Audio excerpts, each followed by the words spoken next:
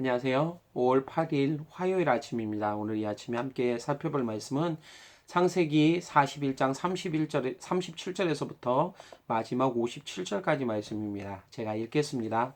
바로와 그의 모든 신하가 이 일을 좋게 여긴지라. 바로가 그의 신하에게 이르되 이와 같이 하나님의 영에 감동된 사람을 우리가 어찌 찾을 수 있으려 하고, 요셉에게 이르되 하나님이 이 모든 것을 내게 보이셨으니 너와 같이 명철하고 지혜 있는 자가 없도다. 너는 내 집을 다스리라. 내 백성이 다 내 명령에 복종하리니 내가 너보다 높은 것은 내 왕좌뿐이니라. 바로가 또 요셉에게 이르되 내가 너를 애굽 온 땅의 총리가 되게 하노라 하고, 자기의 인장 반지를 빼어 요셉의 손에 끼우고 그에게 세마포 옷을 입히고 금사슬을 목에 걸고 자신에게 있는 버금 수레에 그를 태우매 무리가 그의 앞에서 소리 지르기를 엎드리라 하더라. 바로가 그에게 애굽 전국을 총리로 다스리게 하였더라. 바로가 요셉에게 이르되 나는 바로라. 애굽 온 땅에 내 허락이 없이는 수족을 놀릴 자가 없으리라 하고, 그가 요셉의 이름을 사브나 바네아라 하고, 또 온의 제사장 보디베라의 딸 아스낫을 그에게 주어 아내를 삼게 하니라. 요셉이 나가 애굽 온 땅을 순찰하니라. 요셉이 애굽 왕 바로 앞에 설 때 30세라. 그가 바로 앞을 떠나 애굽 온 땅을 순찰하니 7해 풍년의 토지 소출이 심히 많은지라.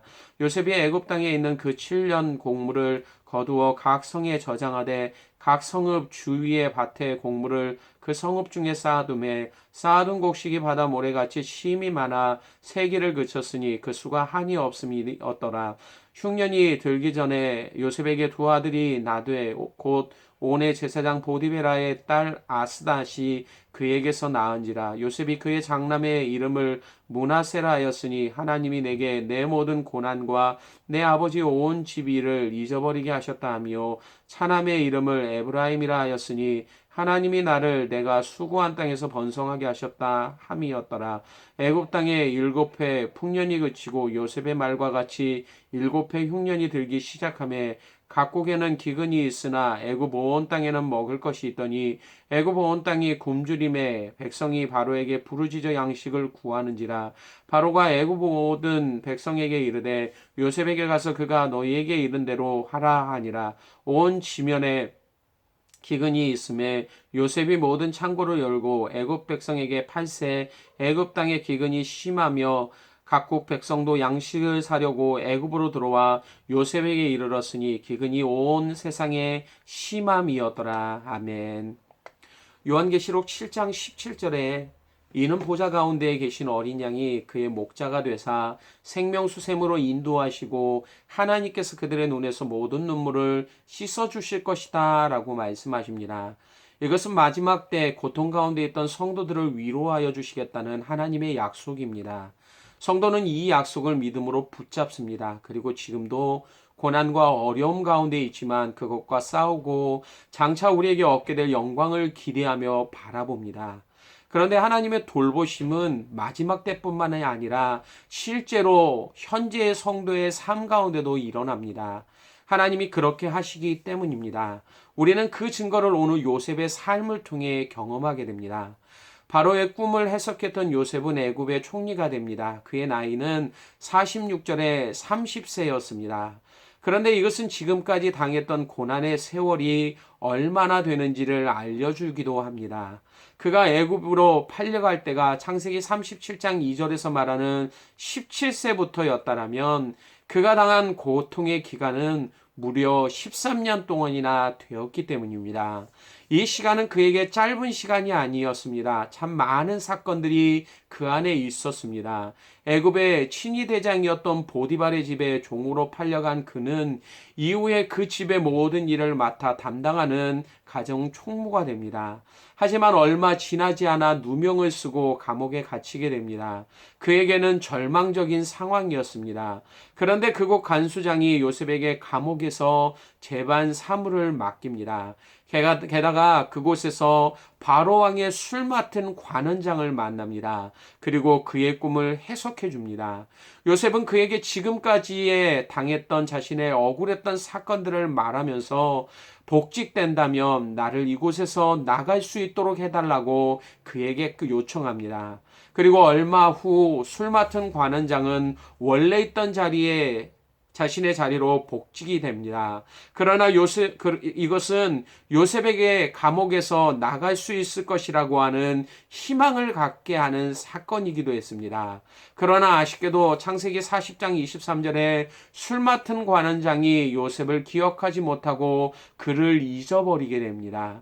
이 일로 요셉은 또다시 절망 가운데 빠졌을 것입니다. 이처럼 요셉의 지금까지의 삶은 마치 한순간에 모든 자녀들과 재산을 잃어버리고 몸에 질병까지 얻었던 욥처럼 비참한 인생이었습니다. 그런데 여러분, 이처럼 요셉이 절망 가운데 있었지만 우리는 그의 삶에서 놓쳐서는 안 되는 것이 있음을 압니다. 그것은 바로 하나님이 요셉과 함께 하셨다라는 말입니다. 창세기 39장 2절과 3절과 21절, 23절에 동일하고 그리고 반복적으로 하나님은 이 말씀을 하고 계십니다. 지금까지 요셉은 하나님이 함께 하심으로 노예의 신세보다 그리고 감옥의 죄수보다 좀 더 나은 위치에 있을 때도 있었습니다. 심지어 더 이상 나에게는 아무런 희망이 없다라고 절망하는 그 순간에도 하나님은 요셉과 함께 하셨던 것입니다. 그리고 때가 되자 하나님은 절망적인 상황 속에 있었던 요셉의 머리를 들게 하셨습니다.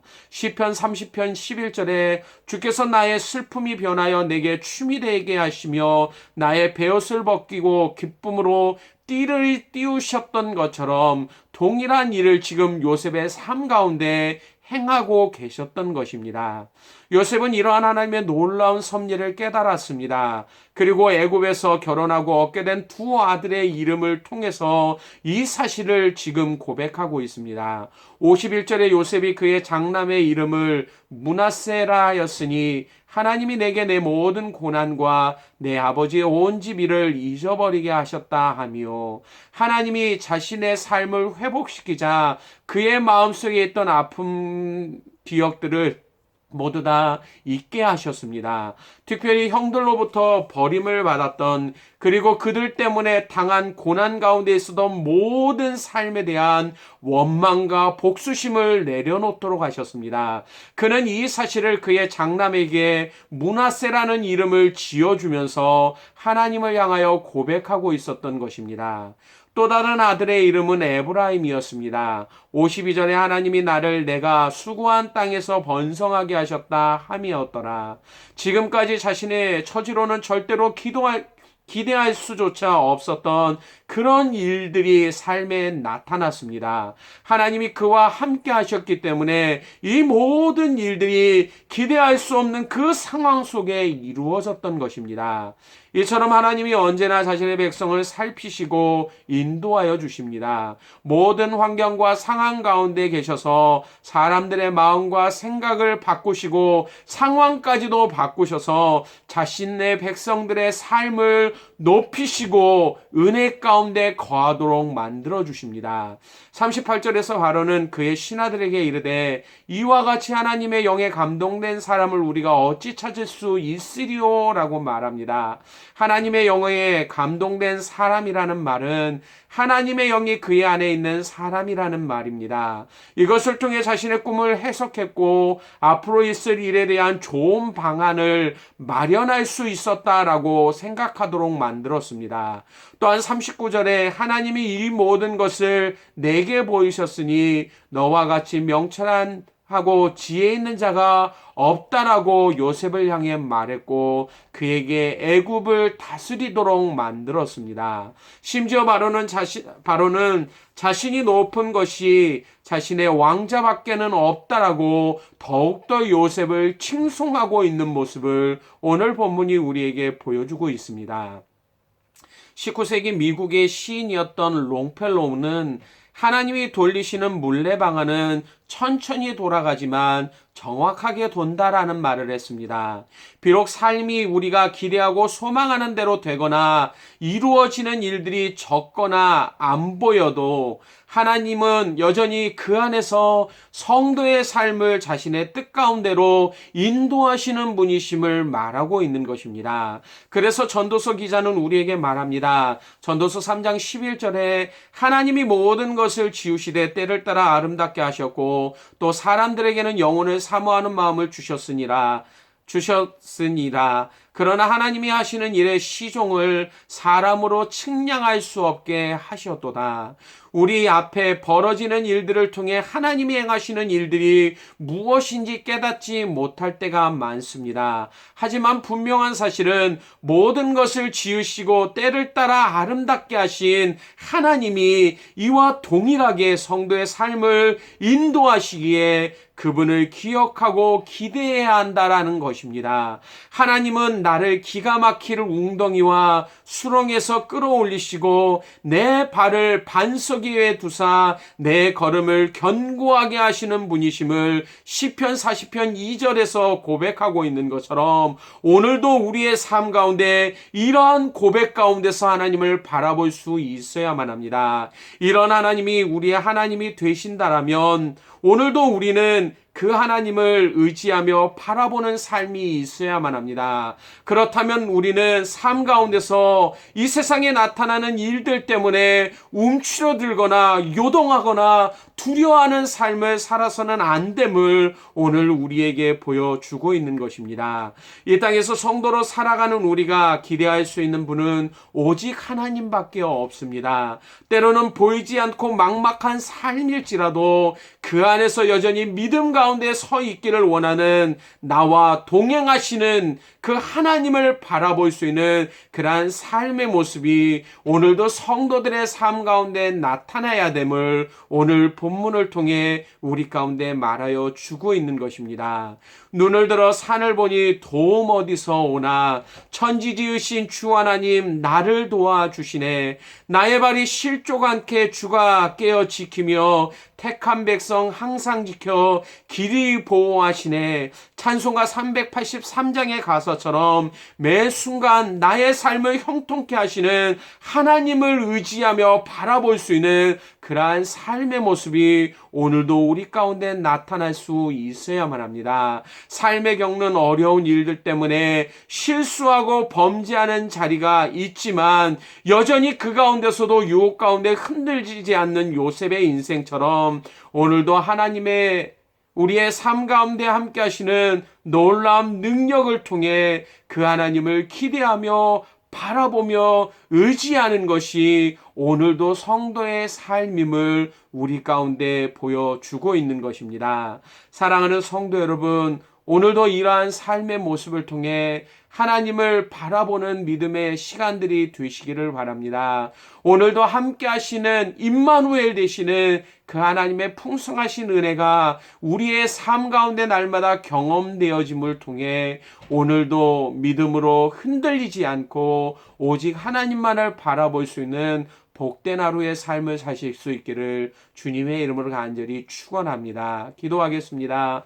아버지 하나님, 오늘도 우리에게 주신 말씀을 통해 오늘도 자신의 백성의 삶을 형통케 하시는 하나님을 말씀 가운데 보게 하심을 감사합니다. 이 하나님은 오늘도 우리의 삶 가운데 역사하셔서 믿음의 성도들의 삶 가운데 동일한 일을 행하시는 것처럼 오늘도 그 하나님을 기대하게 하시고 바라보게 하여 주옵소서. 우리의 삶이 막막하고 어둡고 힘든 그러한 상황 가운데 있다 할지라도 하나님이 요셉의 인생 가운데 동행하시고 함께 하셨던 것처럼 그리고 그의 삶을 형통케 하신 것처럼 오늘도 나의 삶 가운데 이처럼 동행하여 주시고 나와 함께 하여 주심을 통해 매 순간마다 하나님의 은혜로 형통한 삶으로 인도하시는 그 하나님을 바라볼 수 있는 복된 삶을 살아갈 수 있는 자들이 되게 하여 주시기를 원합니다. 하나님이 이러한 삶을 오늘도 기대하기를 원합니다. 오늘도 이러한 삶 가운데 하나님을 바라보기를 원하오니